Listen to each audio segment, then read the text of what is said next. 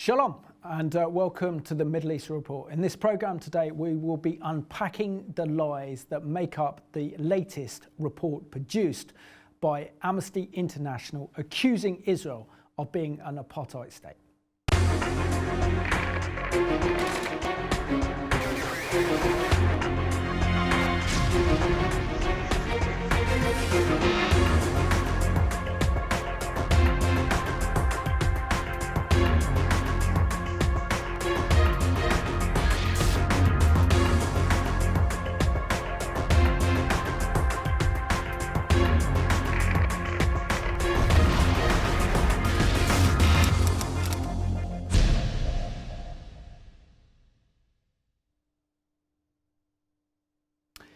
Well, welcome to the programme, and today's guest is all the way from North London. He is a tireless campaigner on behalf of Israel and the Jewish people. And welcome back to the programme, Jonathan Hoffman. Pleasure. Jonathan, I'm so sorry it's been a couple of years since you were last on the programme, because you have so much to give, you have so much knowledge, so much understanding, and you are a tireless campaigner on behalf of Israel. And thanks to you, I know about this latest damning report put together by Amnesty International that all the evidence suggests is just made up of fabrication and lies to delegitimise the state of Israel. And if it wasn't for your hard work, I wouldn't have known about this. So thank you so much for letting me know about this. But can you share with us some of the campaigns that you've been involved in recently, but before that, how you got involved in Israel advocacy? Thank you, Simon. It's great to be here again. And I think last time I was here was maybe 3 years ago, and we discussed Tom Bowden, who was the wonderful non-Jewish gentleman who founded the parachute school for the IDF. And I went to his funeral, and I then discovered you'd made a wonderful, wonderful interview with Tom shortly before his death, and you know we're forever grateful for that. So thank you very much to you, Simon. Pleasure, absolute pleasure. My background. Absolutely. So my first campaign was back in 2003, so nearly 20 years ago, and there was an offensive advert just near Hendon, which is a Jewish area of London, and we campaigned to the Advertising Standards Authority to get it removed, but we weren't successful, but we tried very hard. And then after that, really it's been one thing after another in terms of campaigning for Israel. I mean, the latest obviously was in May when Israel had to carry out another operation against the Hamas in Gaza, and there was a fairly horrific demonstration. The repercussions of that are still going on. Chap was convicted of violent disorder, but what's good is the Crown Prosecution Service has said that he should be also guilty of aggravated offence, aggravated by race and religion. And this will be, if we get that court result, it will be the first time that an Israel-related crime has been associated with race and religious disorder. So things are moving, I think, slowly. They're moving slowly, but they're moving in our direction. Yeah, thank you. And you sent me this Amnesty International report that is due to be published today as actually the recording date of this programme, which is Tuesday, the 1st of February, 2022. Now, the title of this report is shocking in itself. It says the title of the Amnesty International report is the following: Israel's apartheid against Palestinians, cruel system of domination and crime against humanity. Now, that's the title of this report, and of course we're going to go through the programme and unpack some more of the content, but to actually have that as the title of your report, particularly when Amnesty International is world-renowned for the work they do on human rights and exposing states that abuse human rights but also promote human rights. This is a damning indictment upon Israel according to their report, is it not? Yes. Shall I go into the background of Amnesty? I mean, Amnesty was founded in 1961 by a gentleman called Peter Barrett, who in fact was born Jewish, although he did convert to Christianity. But over the years, in terms of Israel, it's really, to say it's lost its way would be an understatement. Amnesty has become a profoundly anti-Semitic organisation. It hires people who have a record of demonizing Israel, a record of hating Israel, knowingly hires these people. You know, the report today was an absolute shocker.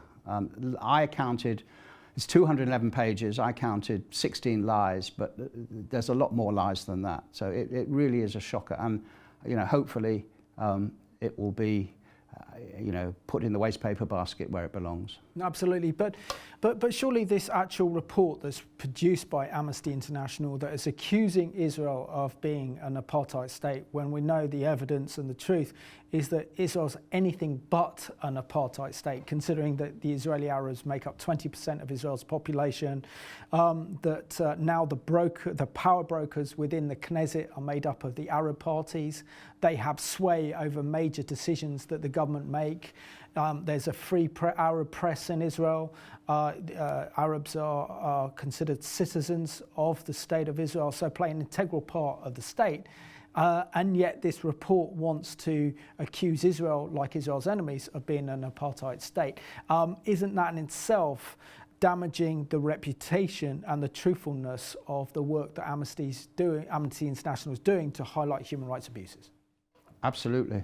You know, one can add to your list of reasons why Israel is not an apartheid state that there was an Arab Supreme Court judge who was part of the sentencing of an Israeli Prime Minister, Ehud Olmert. There have been Arab diplomats in embassies throughout the world of Israel. So, you know, it's a complete lie that Israel is an apartheid state. And the report is horrific. And as I say, it is in many places deeply anti-Semitic. And I'll show you one example, which is, this is a shot of the draft report, an excerpt from the draft report and the final report, okay?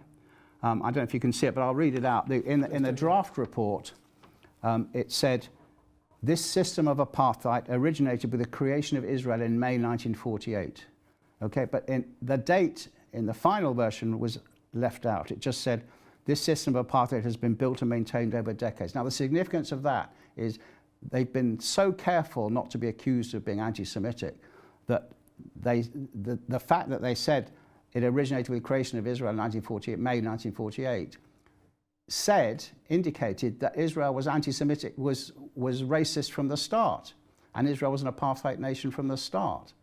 But that's been cut out. Now, the fact that it has been cut out shows, you know, just focuses on the anti-Semitism in the rest of the report, and that's significant. And Jonathan, can you give us some pretext of why this is being published now? Essentially, from my understanding, what I've seen in the report and what I've seen of articles written about this latest Amnesty International report that's accusing Israel of being an apartheid state is in the context of what happened in May of last year in 2020, when Israel was attacked by horrendous violent demonstrations in Jerusalem on the Temple Mount. We also saw that Arab Israelis also then caused huge amounts of violence and tension in Israel, something we haven't seen for over 20 years since the second Intifada. Plus also the fact that Hamas fired over 4,000 rockets into Israel, which then forced Israel into a defensive measure, carrying out military airstrikes against Hamas in Gaza. So is this the context in which this latest report has been written? I don't think the report was published because of the conflict in May last year. I believe that Amnesty publishes regularly country reports.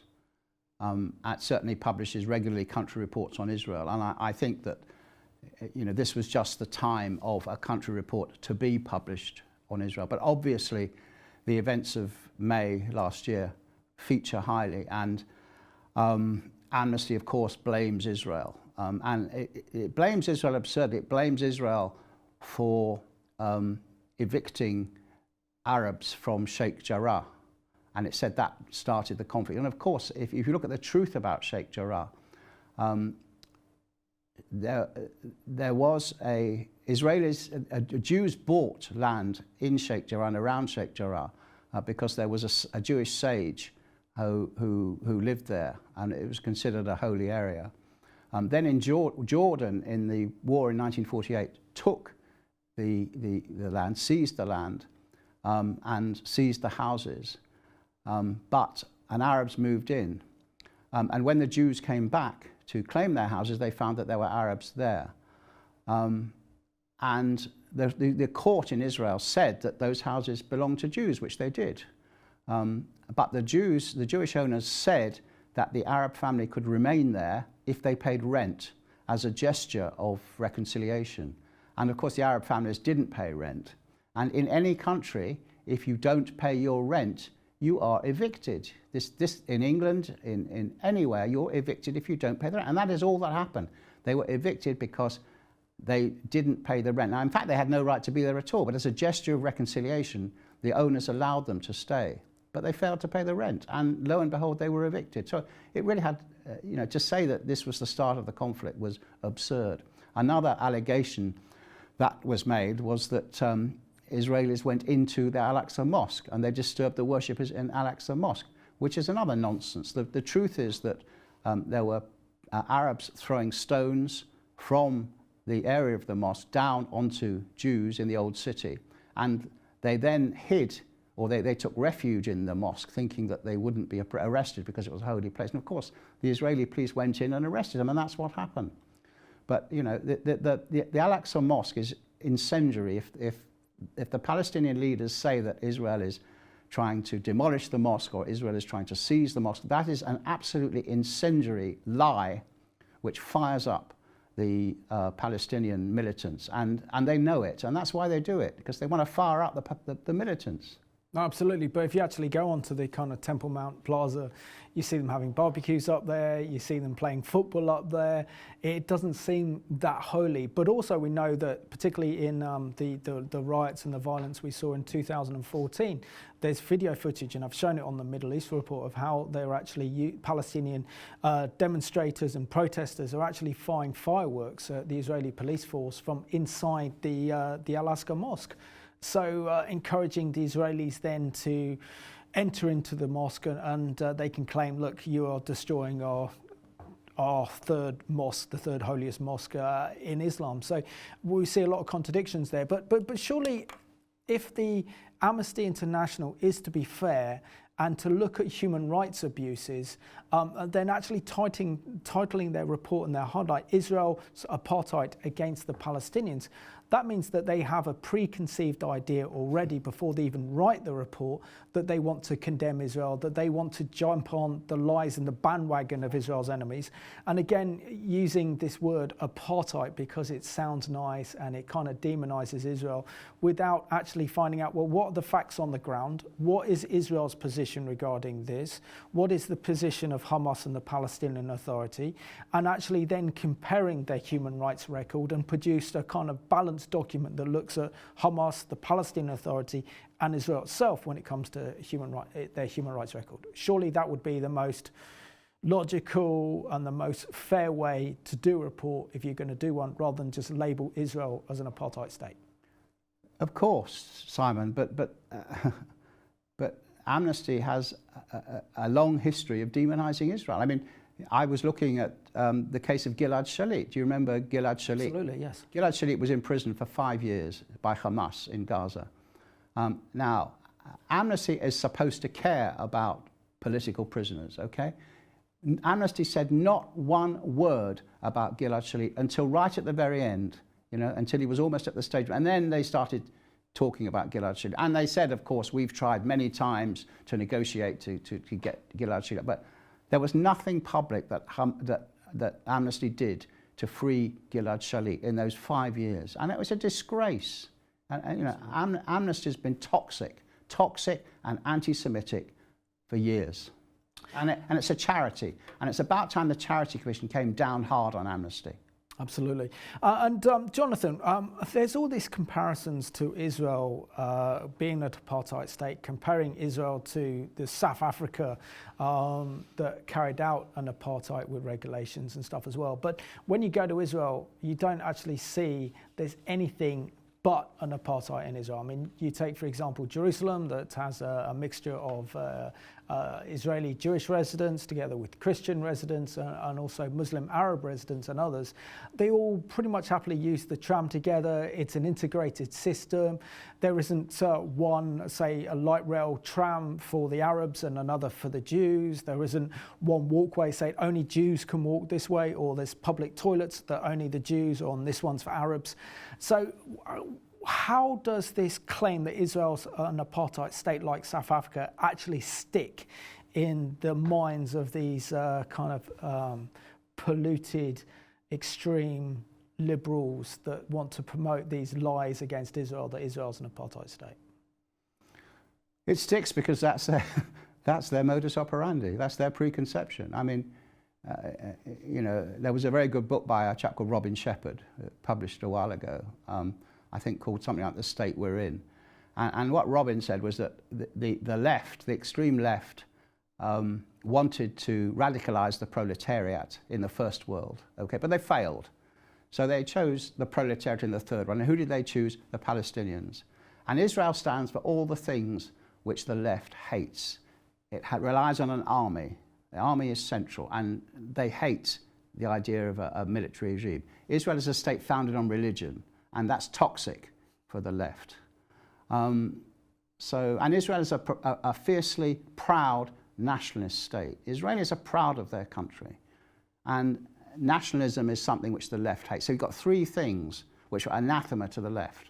So the Palestinians were, the dream totem pole for the left to gather around at a time when they lost their totem pole of the Soviet Union. The Soviet Union had collapsed, right? So they couldn't anymore say how wonderful communism was in terms of the Soviet Union. So they fixed on Israel and the Palestinians. And Israel stands for everything that the toxic extreme left hates.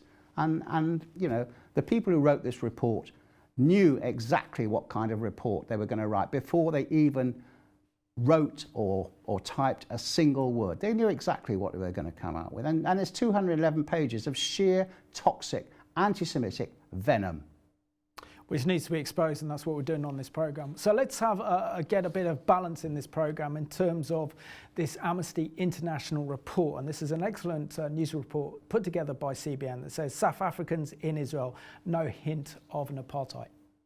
Finally this week, many world leaders and the media often accuse Israel of being an apartheid state because of its policies towards Palestinians. Now the Jewish state is reaching out to South Africans who lived under that racial segregation for almost 50 years. Julie Stahl has that story. When South African tennis coach Moses Ntuping brought 4 of his young tennis players to Israel, it was something he had waited for all his life. This is a dream come true for me. As a teenager, Ntuping developed into a star tennis player, but could never travel or play on national teams. Unfortunately, during those apartheid years, we have not been given opportunity to experience what I'm experiencing now at this age, at my age. Ronen Morali of the Israel Tennis Center invited the group to visit. He said the idea came from the Israeli ambassador who wanted to introduce the South Africans to the real Israel. Sport, it's like a bridge over, over cultures, over, to bring, people together and to see that Israelis are normal people, without horns in their head, and I think it did the job. Ntuping said he saw nothing that resembled the racial segregation of apartheid. So far, I haven't seen anything that I can criticize about Israel. All I could see is people, jolly people, friendly people, all the way, willing to help wherever possible. And it touched the youngsters as well. I know about Israel fighting, there's a war, but I thought where I'm going there would be a peace place and no war there.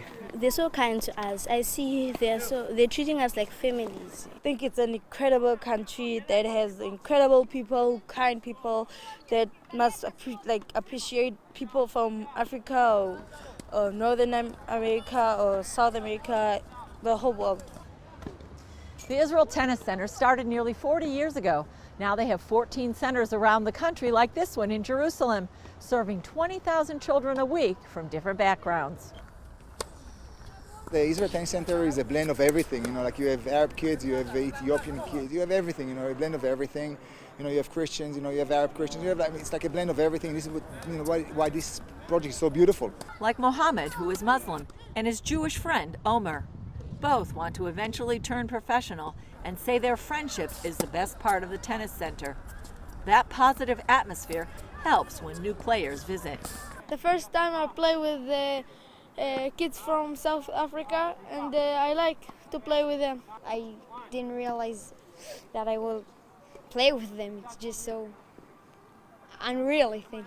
This first exchange proved successful, and those at the Israel Tennis Center hope for many more opportunities in the future.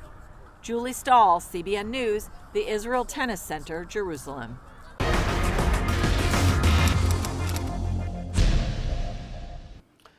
Excellent report there, as usual, by CBN.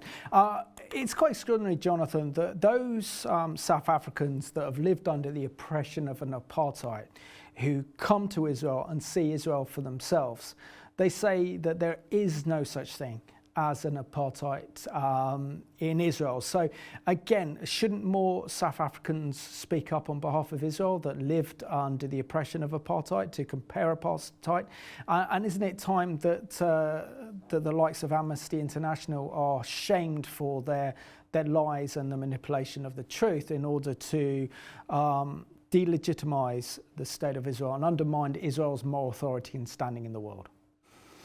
Well, many South Africans have spoken out about the lies about Israel being an apartheid state, but because South Africa is a relatively new country, and there are people in South Africa who have an interest in comparing Israel with South Africa, South Africa with apartheid Israel, the lie kind of lives on. I mean, the bishop who passed away recently was an advocate of that.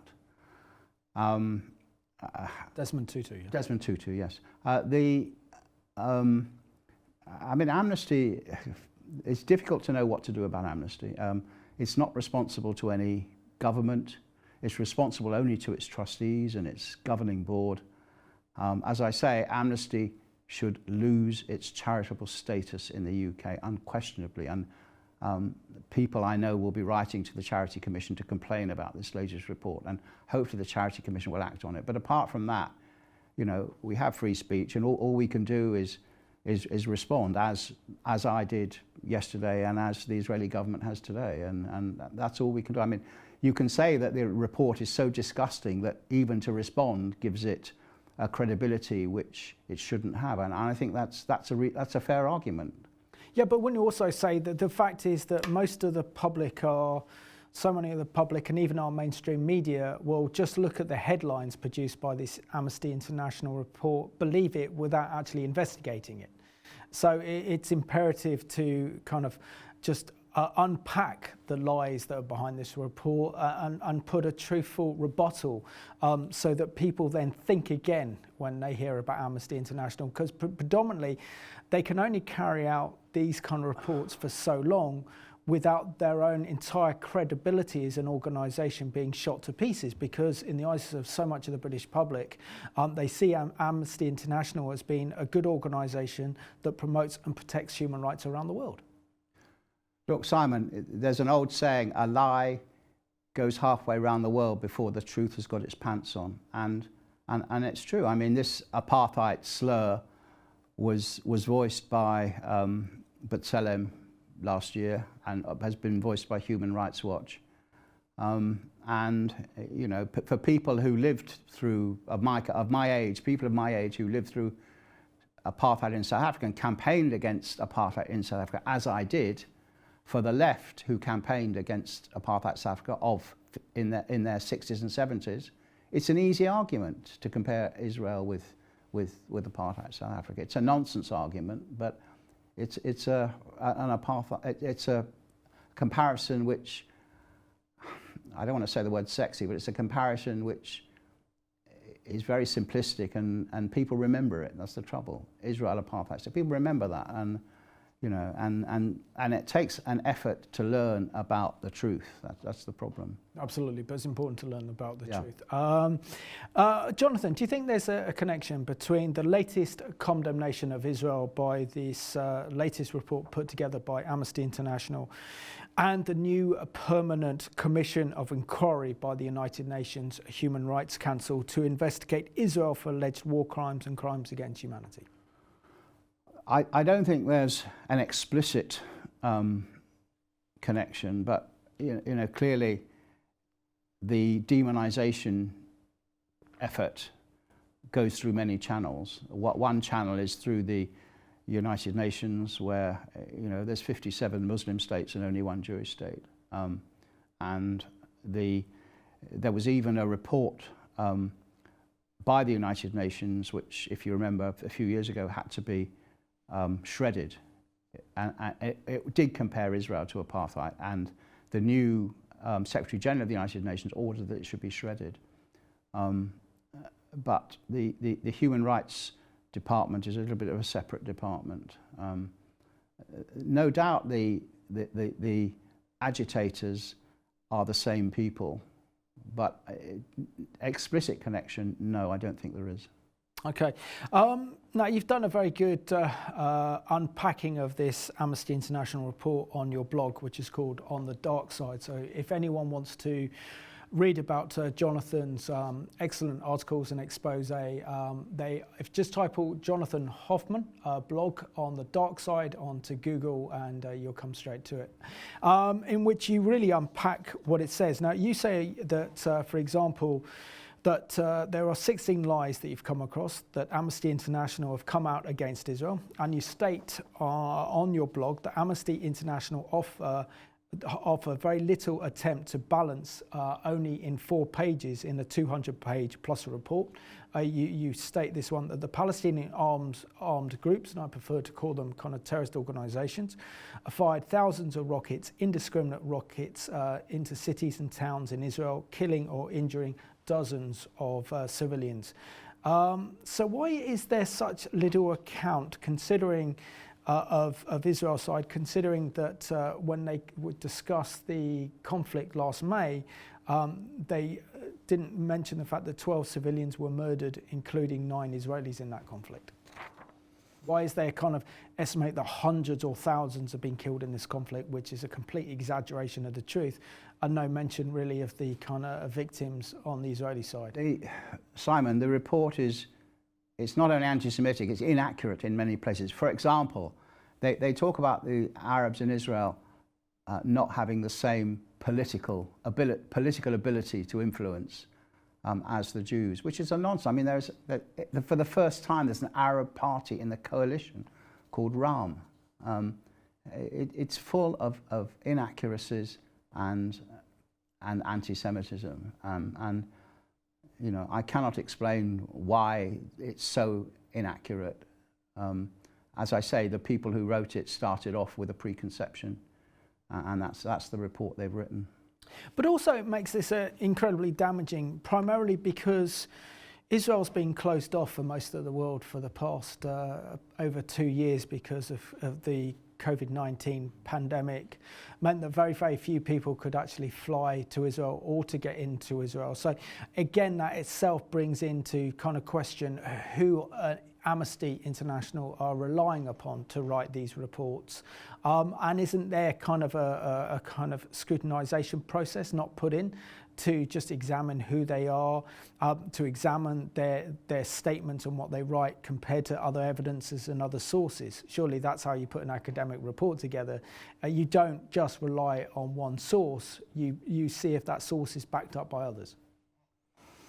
Well, I recommend a report by my colleague David Collier, who has exposed some of the Amnesty employees and exposed their vicious hatred of Israel, exposed what they've written about Israel before they were even employed. So, you know, it was obvious what kind of report they were going to write.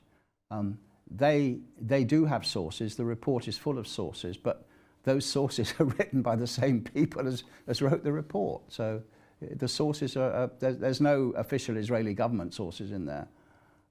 It's a pretext at accuracy. If you quote sources which are just as biased as the final report, what use are the sources? Absolutely. So let's have a look at this excellent CBN report called BDS, the worldwide movement to de-legitimise Israel, and for sure Amnesty International fits in that bracket. BDS activists will tell you they're only defending the rights of Palestinians, but when they chant from the river to the sea, they're calling for the complete destruction of Israel. Our movement, the BDS movement, the Palestine Solidarity movement, is finally starting to reframe the conversation, and that's why they're so afraid. The BDS movement is growing and has become a force on more and more college campuses. It is aimed at only one nation, the only democracy in the Middle East. No other country, just Israel. Richard Millett tracks the BDS movement through his website. They won't be calling for boycotts of America, who they don't agree with, or British government policy that they don't agree with, before we get into China, Russia, Syria, Saudi Arabia. There is no boycott, Dale. So you answer why. The answer to that question can be found in the answer to another important question. Who founded the BDS movement? BDS leaders say the movement was launched in 2005 by the Palestinian Civil Society, but the evidence shows that is not true. Watch this video of BDS leaders discussing the origin of the movement at a conference in May of this year. Ilan Pape is director of the European Center for Palestinian Studies at the University of Exeter in England. He's considered a leading intellectual in the BDS movement. Here, Pape admits that the Palestinians did not create the BDS movement. We're also active in it. Well, the Palestinians launched the BDS in 2005 and 2004. Yes, that's... Not really, but yes, okay. For historical records, yes. Okay. That's important. It's not true, but it's important. It is important, because if the Palestinians did not begin the BDS movement, then the question, of course, is, who did? BDS expert Professor Gerald Steinberg in Jerusalem says BDS is a creation of European socialists and Muslim nations who oppose Israel, led by the 57-nation Organization of the Islamic Conference, the largest voting bloc at the United Nations. They get together with the radical left, started with the Soviet Union, certainly filters over to the Trotskyites and the Labour Party in the UK, and many other radical allies. And the fact that this is in many ways a European radical political movement makes it even less legitimate. There have been boycotts of Israel since before the creation of the State of Israel. Some even trace the boycotts back to Nazi Germany in 1933. But the modern BDS movement took shape at the 2001 UN Conference Against Racism in Durban, South Africa, an event so rife with blatant anti-Semitism that the U.S. and Israeli delegations walked out. Kenneth Marcus is president of the Louis D. Brandeis Center for Human Rights Under Law. People were distributing or selling copies of the so-called Protocols of the Elders of Zion. There were people there supporting Nazism and urging a return to Nazi anti-Semitism. From that movement, the new BDS campaign emerged. Another key question is who funds BDS. Steinberg says the movement gets hundreds of millions of dollars a year. Some of its funding is difficult to track. But if you live in a Western nation, there's a good chance you help fund it through your tax dollars, and perhaps even your tithe. The BDS movement gets most of its funding from the European Union, European national governments, and even the U.S. government, who give money to NGOs or non-governmental organizations that claim to fight for human rights, but who also oppose the State of Israel. Amnesty International, Ken Roth from Human Rights Watch. These organizations are funded by governments under the label of international aid, promoting human rights, promoting peace and development. The Swiss, the Swedes, the Norwegians, the British, Germans, up and down. The money there is huge. Some Christian charities also give money to BDS. The webpage for Christian Aid makes it look like it only fights poverty. Drill down on their website and you'll find they also support BDS as does the Presbyterian Church USA. And while the boycott, divestment, and sanctions movement has been in one respect a failure, it has accomplished very little in the policy arena. It has succeeded in another area, by spreading anti-Semitism across college campuses. What we're seeing increasingly is that BDS activists are intimidating student governments at colleges and universities to pay for their activities, and if they don't, there may be repercussions. Aggressively confronting and sometimes assaulting Jewish students and faculty at pro-Israel events. Ronnie Fraser, founding director of the Academic Friends of Israel, warns the next generation of leaders is being brainwashed, that Israel is the worst nation on earth. Students are being fed a diet of Israel is a racist state, Israel is a Zionist state, Israel equals the Nazis. We support the Intifada! With massive funding behind it, BDS is turning people against Israel and creating a generation of leaders who may someday try to carry out what some have said is the real goal of the BDS movement, the elimination of the State of Israel. Dale Hurd, CBN News.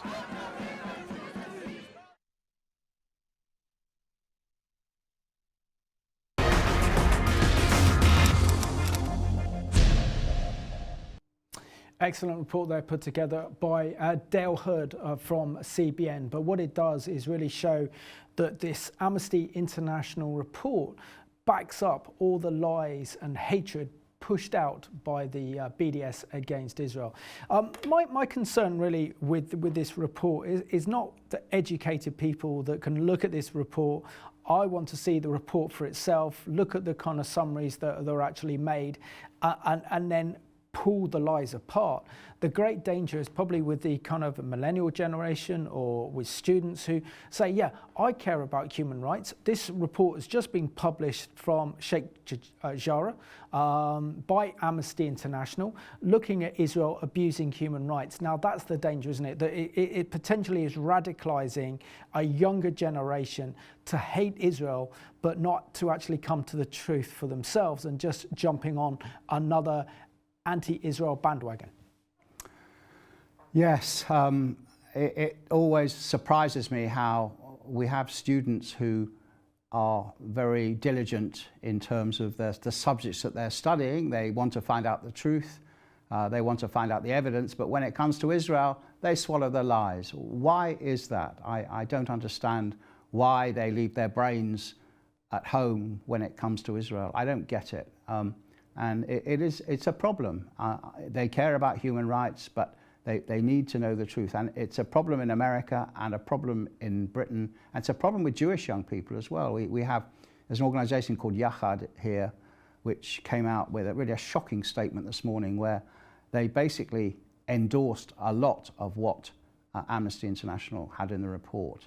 They didn't criticize it at all. Or they said they didn't accept some of the arguments, but most of it was an endorsement. I haven't yet seen what J Street has said in America. No doubt J Street will say much of the same. And the fact is that it is a problem with young people. And there are in Britain universities which are no-go for most Jewish students. And that is absolutely shocking that Jewish students, when they come to choose a university, they don't choose by the subject matter, they don't choose by the quality of the education. They have to choose by the extent of anti-Semitism they will encounter when they get there. One example is Manchester. Manchester used to be a favourite university for my university. Jews. Yeah, okay. Yeah. But no longer, you know. SOAS in London is another example. And this is an absolute disgrace that in this year of 2022, there are universities which are no-go for the majority, not all, the majority of Jewish students. I mean, it's appalling.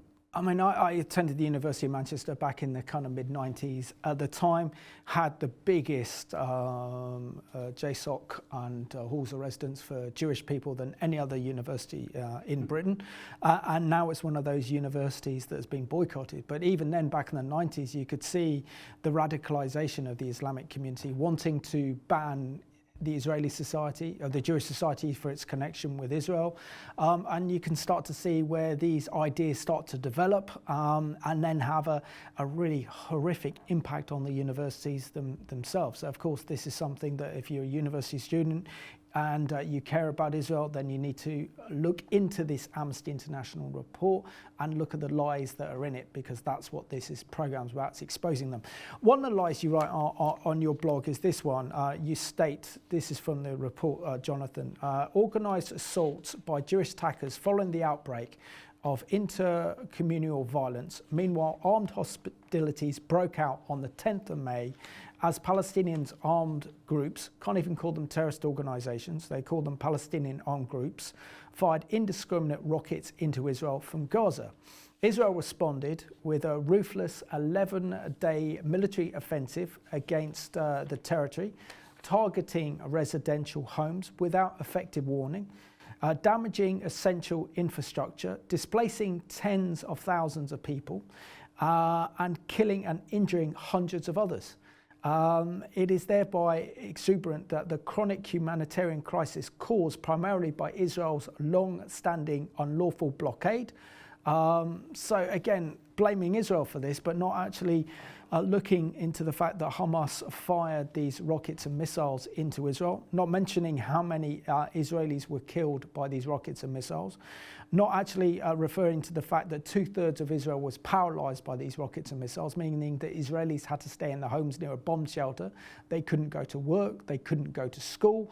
Normal living came to an end. I have Israeli friends living in Herzliya that had to spend almost the whole week sleeping and living under the stairs of their apartment block so that they could run into the bomb shelter if any of these rockets and missiles hit. So there's no reference of this whatsoever.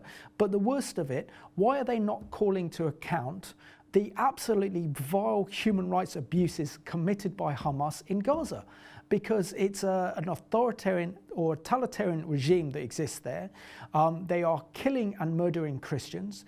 They are abusing and killing anyone who won't toe the Hamas line. And they are generating an entire generation on a diet of hatred of Israel through their media, through their education system. And surely this is the biggest violations of human rights abuses are being committed by Hamas in Gaza. The report is full of lies, and one lie is that Israel attacked hospitals, Israel attacked schools. Hamas cited its military installations in hospitals. Hamas cited its military installations next to schools. Israel had no choice but to attack those places. Before Israel carries out any operation in Gaza, it warns, it gives a warning. And again, the report doesn't say that. Israel has the best record of casualties in asymmetric warfare of any country in history. Israel has achieved a 1-for-1 civilian to combatant ratio. So for every one combatant that's killed, a civilian is killed. And that is the lowest ratio of civilian casualties of any country, any time in the history of the world in asymmetric warfare. You won't find that in the Amnesty report. Absolutely, but let's unpack some of this stuff in the report, which is absolutely shocking. Effectively saying that Israel has carried out a targeting residential homes without effective warning, which you've just reiterated, damaging essential infrastructure, displacing tens of thousands of people. Now, I don't know of tens of thousands of people that were displaced during that conflict. Also killing and injuring hundreds of others. There weren't hundreds of people killed. And those that were killed, many were killed by Hamas's own rockets in Gaza. A lot of it was quotes, friendly fire. Hamas rockets fell short and there were casualties. You won't find that in the report. But what this does say, isn't it, is the fact that Amnesty International have a hatred and agenda against Israel, and they are prepared to use writers who have written this report that already have such an anti-Israel view that they want to demonize Israel. But if we take, for example, the kind of Palestinian Authority, which it mentions here as well, the human rights abuses under the Palestinian Authority are horrendous. I mean, you look at Israel, for example, and any citizen in Israel can criticize the Israeli government, and they do. Because that's the nature of living in a democracy. You have that right to scrutinise and criticise a government for its actions, for its policy, its leadership, or even the character of its prime minister. But when it comes to the Palestinian Authority, they are attacking and arresting human rights activists that dare say anything against Mahmoud Abbas' regime in the Palestinian Authority. They are rounded up and never seen again. So why are Amnesty International not investigating these human rights abuses being kicked It's not by just the that. Palestinian Authority? You try and find any report by Amnesty on the plight of Christians throughout the world, the plight of Christians in Pakistan. You won't find anything about the plight of Christians in the Middle East or the plight of Christians anywhere. Amnesty is obsessively and hatefully fixated on Israel, and it's an absolute disgrace. And you know, the Charity Commission must step in and take away their charitable status. And what do you think of the response by the Israeli Foreign Ministry? Because here's a quote from Lior Hayat, spokesman for Israel's Foreign Ministry, branded the report a collection of lies which sought to deny the right and the existence of the State of Israel as the nation state of the Jewish people. This is a double standard, demonizing Israel in order to delegitimize the existence of the State of Israel. And those are the components of modern anti-Semitism. He said, we have no other choice but to say this whole report is anti-Semitic. Surely now's the time to come to a position where we should no longer trust or believe anything that Amnesty International have to say. There is a widely accepted definition of anti-Semitism. It's called the IHRA definition of anti-Semitism, and to say that Jews do not have the right of self-determination is anti-Semitic, and that is what the Amnesty report says. It lies about Israel, which is also anti-Semitic. This is a deeply anti-Semitic, deeply hateful, disgusting report, and you know, I hope that no sensible person believes a word of it.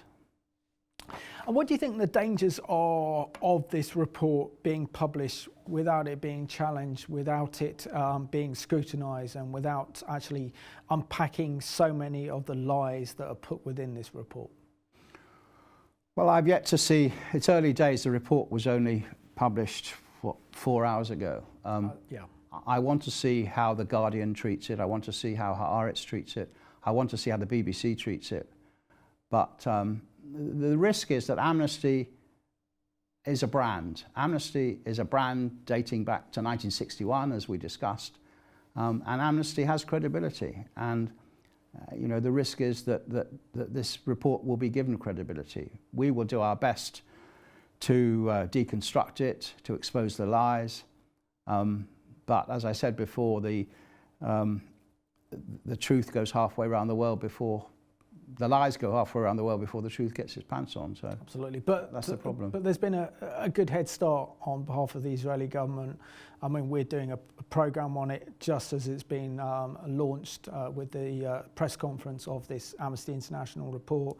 Likes of Edwin Black have covered this in the Jewish News Syndicate. The Telegraph covered this from Israel's perspective only yesterday. So the fact is that there's a bit more of a conscious PR effort to get the truth out and to expose the lies of this report. Well, we hope, but the people who are predisposed to believe the lies will ignore the truth.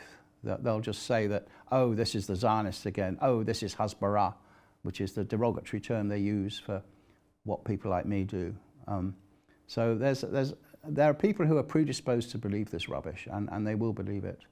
But we need to keep those people to a minimum, and that's the name of the game. Absolutely. And Jonathan, isn't the main fact that we know that this is all lies primarily because of the growth and the success of the Abraham Accords? The fact is that the new Israeli President Isaac Herzog has just visited the United Arab Emirates on an official state visit, is kind of proof that the Arab world is coming to a recognition of Israel and acceptance of Israel as a state in the Middle East. And we're seeing a development of normalizations. Even the prospect of the biggest Muslim nation in the world, Indonesia, potentially joining the Abraham Accords, is exposing the lies and the hatred that lies behind Amnesty International that has been supported and pushed by the Palestinian Authority.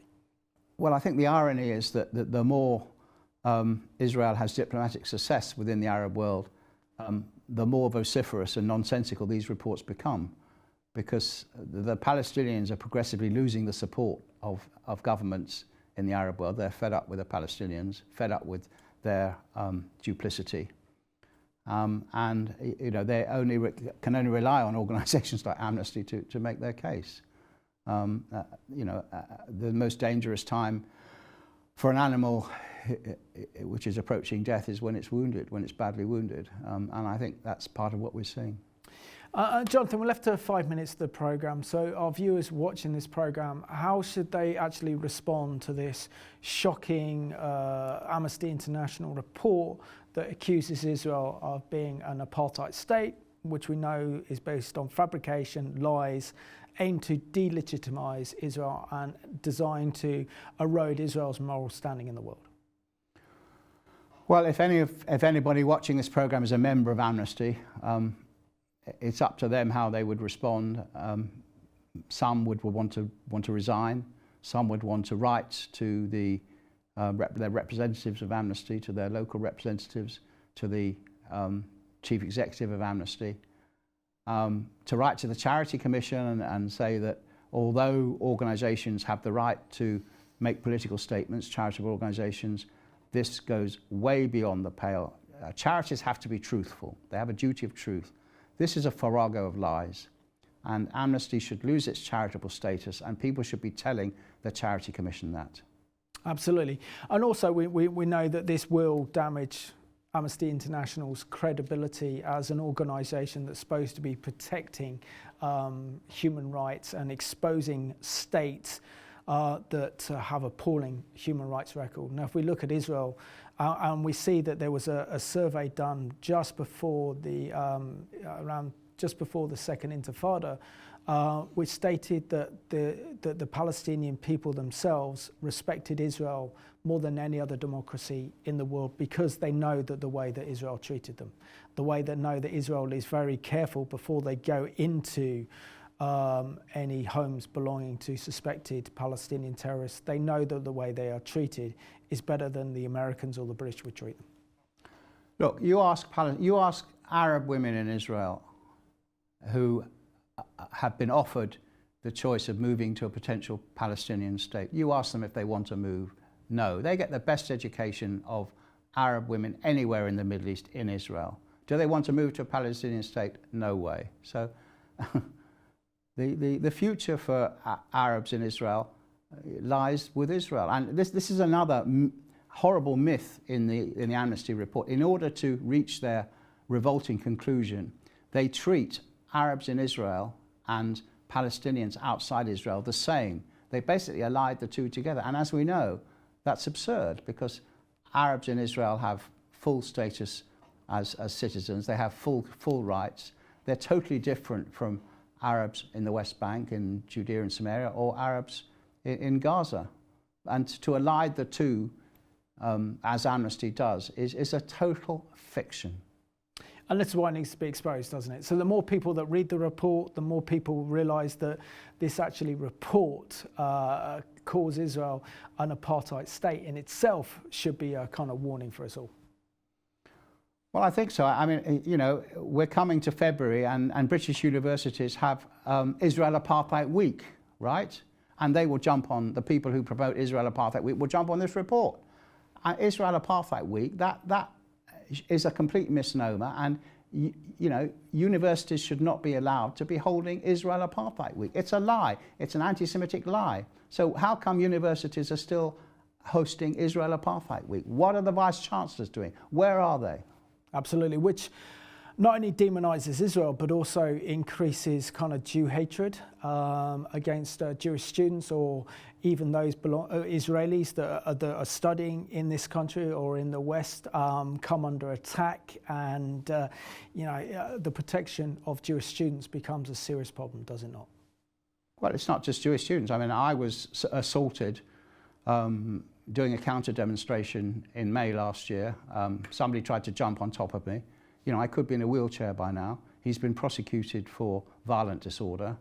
So it's not just students who are endangered by these lies. It's people who want to go in the street with an Israel flag. And You know, isn't it disgusting that you cannot go in a public street in Britain with an Israel flag and feel safe? That is an indictment of what's going on. Absolutely.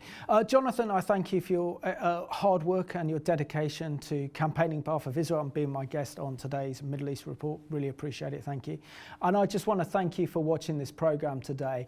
I think we've unpacked the lies enough that are behind this latest Amnesty International report calling Israel an apartheid state. We know that Israel is anything but an apartheid state. That's why it's imperative that we stand up for Israel, that we expose the lies put out by Amnesty International, and that we shame them for their untruthful behaviour and their desire to delegitimise Israel and also to demonise Israel. And frankly, that's disgusting. This is why we have to stand up for Israel. So thank you for watching today's Middle East Report.